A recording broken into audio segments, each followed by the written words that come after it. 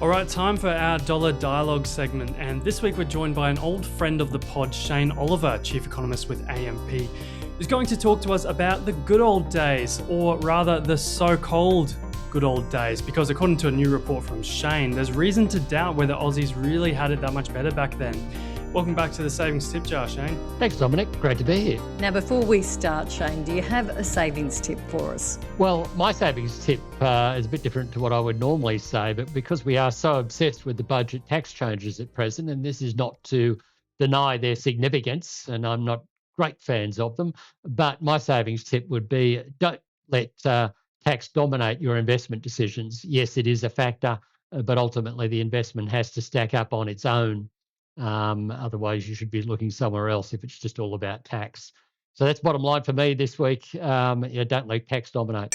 Yeah, absolutely. I think that could apply to a lot of things. You know, you see a lot of people thinking, oh, if I should go out and buy this thing because then I can, get a big tax deduction. It's like, well, no, it's still going to be costing you a fair bit of money. Or people sort of questioning, oh, I don't know whether to take on this extra shift at work because then I'll get taxed more. It's like, well, no, you're still going to get more money out of it.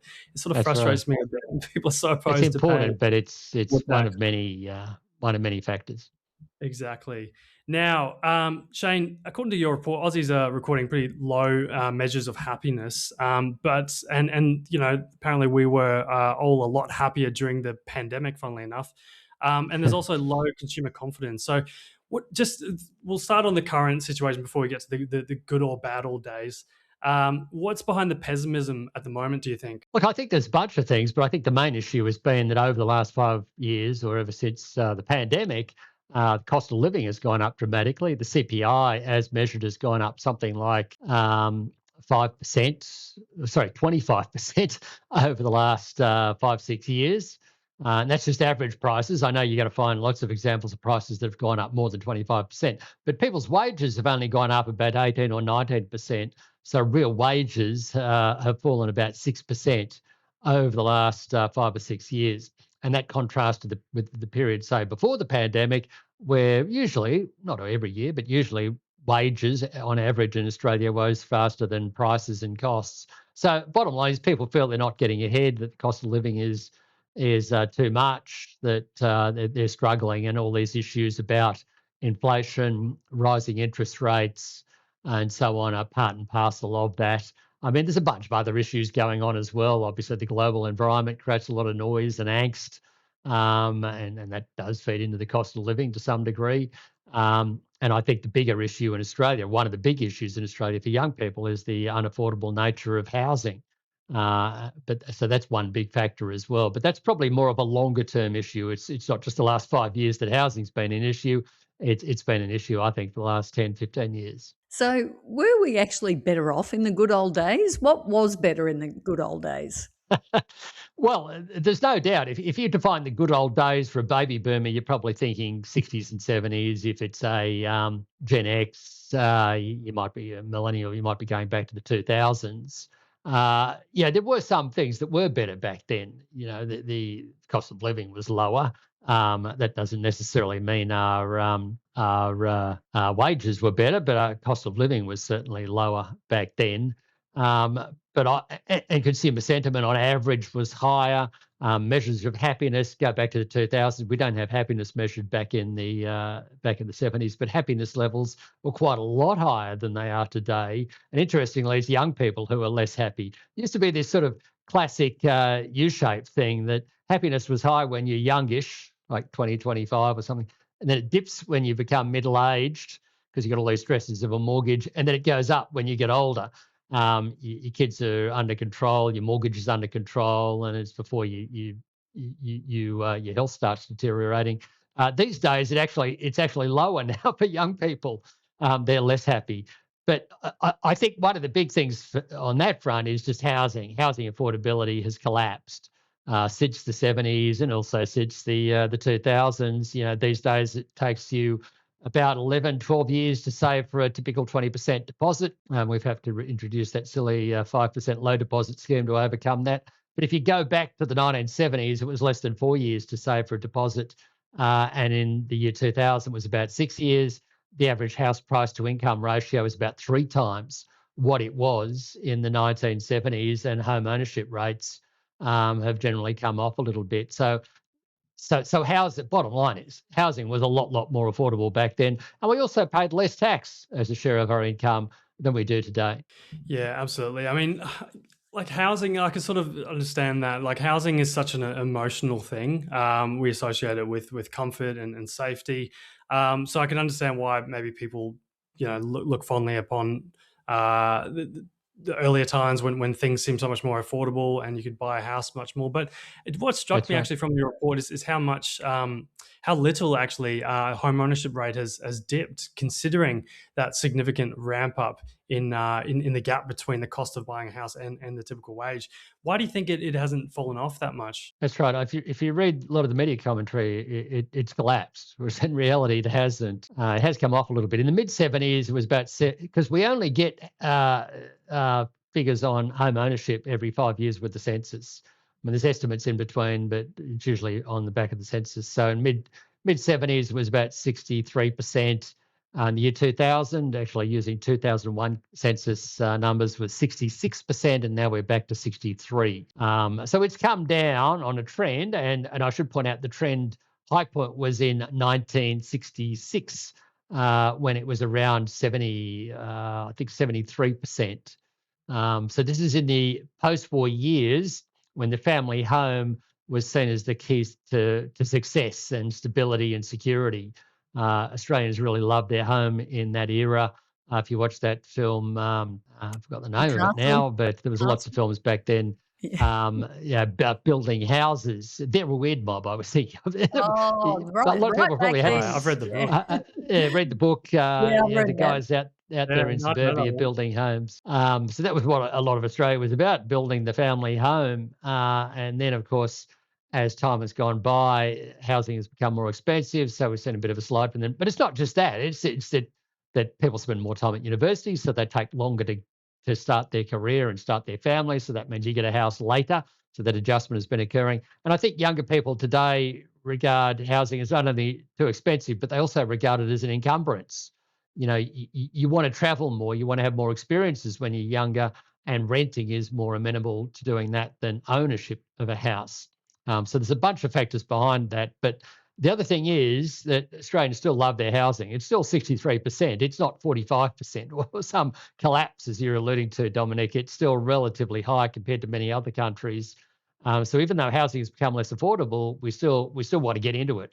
And that's, I think, showing up in those numbers. But outside of housing, Shane, there's got to be, it's very hard. I mean, I was alive during those times, the 60s and the 70s. It's very hard to compare what Australia was like back then to now. So, what's better? There must be a lot of things that are better. I think a lot of things are better. I mean, there were some other things which I would say were good. There was a greater sense of community, or that was my experience back then. Uh, we think about Lions clubs and Rotaries and all those sorts of things. There's greater membership in golf clubs and so on. But these days, that's what's partly happened there is changed expectations of men. Men back then could spend the whole of Saturday afternoon out sailing or playing golf. These days, they're under a lot of pressure to come home and look after the kids or share the burden of raising kids. And that's not necessarily a bad thing. But if I look at the things that are better today, per capita GDP has grown immensely. But let's translate that to real after-tax disposable income. It has doubled compared to where we were in the 70s. We've got lower inflation than back then. I know we complain about the cost of living and inflation. Today it's around 4%. Back then it was the high point around 17%.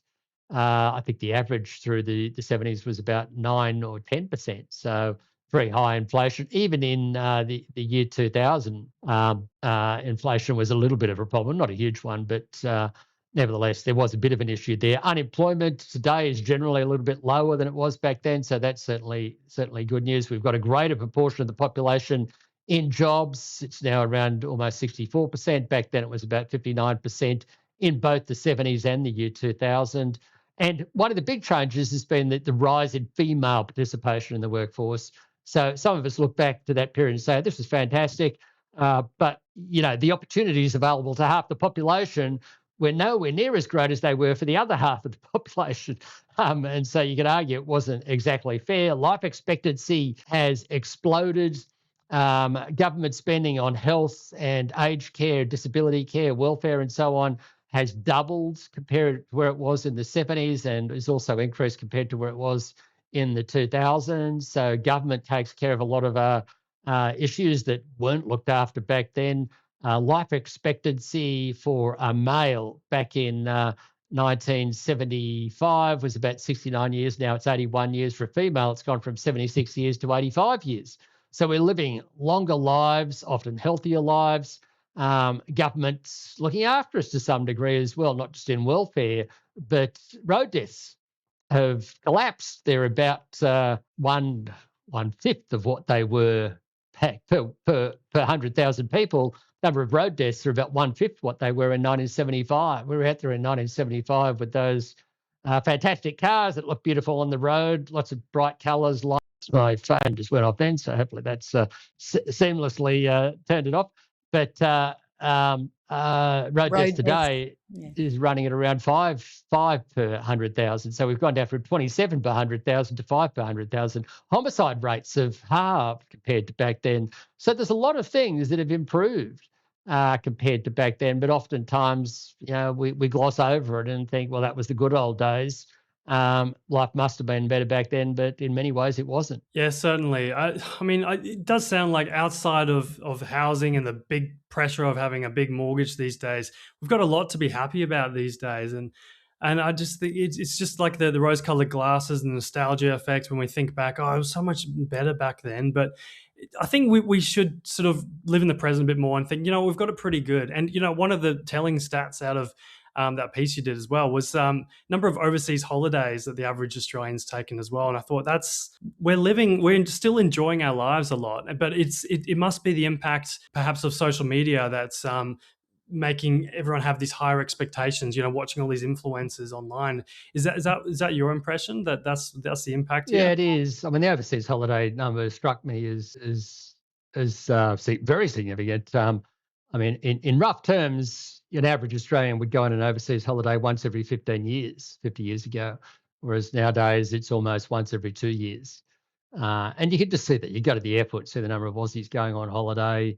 It's exploded. And this guy used to work for Qantas, my neighbour, was telling me how when he started his career, when they did go on holidays, they'd go to Fiji or somewhere. And Fiji is a fantastic place. But now it's less about Fiji. It's also about Europe and lots of Asia and so on.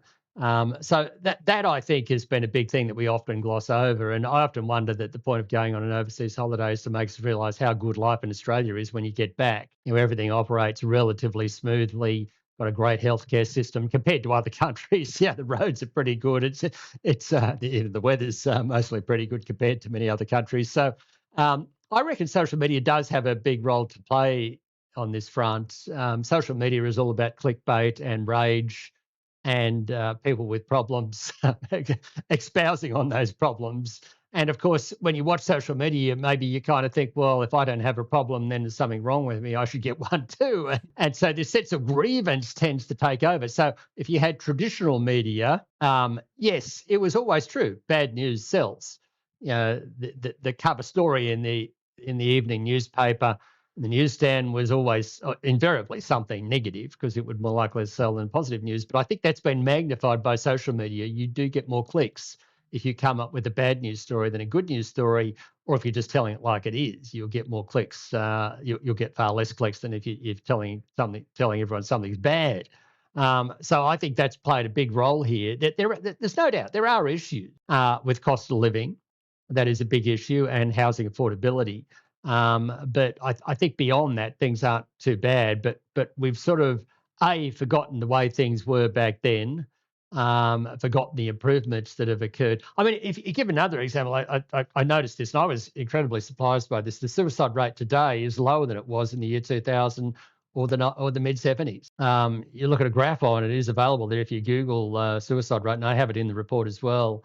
It does have big cycles. It was actually higher in the mid 60s or into the late 60s than it is today. And suicide is a horrible thing if anyone knows of it, and I've got family experience of it. But I think we tend to often exaggerate these things. Yes, they have gone up, but not in the last few years, but they're still below previous highs that we've experienced in this country. Okay, so it sounds like, are we just whinging more? Are we just got too soft? Is that what it is? Well, I do wonder about that, whether we've become a nation of whingers, Denise.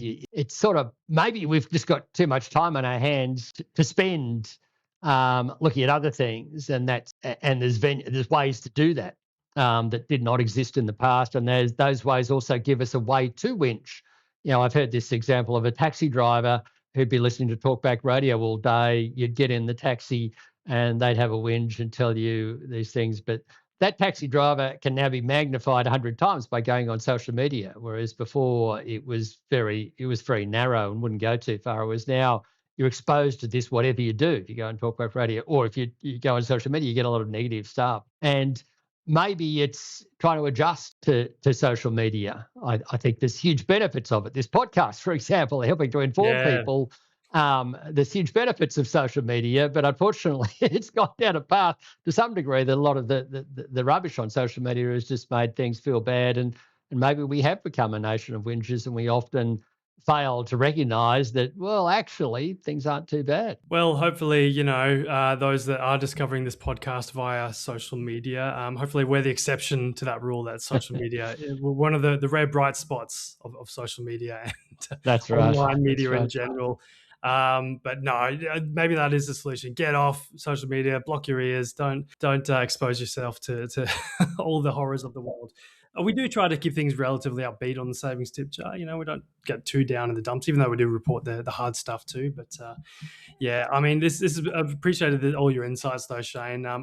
That's why I wanted to have this chat, really, is I thought we do have a lot to be happy about in this day and age, and it's not highlighted enough. And I really appreciated seeing that report come from yourself. So that's why I was so keen to get you on the pod this week. So yeah, once again, Shane Oliver, thanks so much for joining us on the Savings Tip Jar podcast. Really appreciate those insights. Thanks, Dominic. Thanks, Denise. Thanks for having me. Yeah, thanks. You cheered me up, Shane. That's great. That's great. Be happy.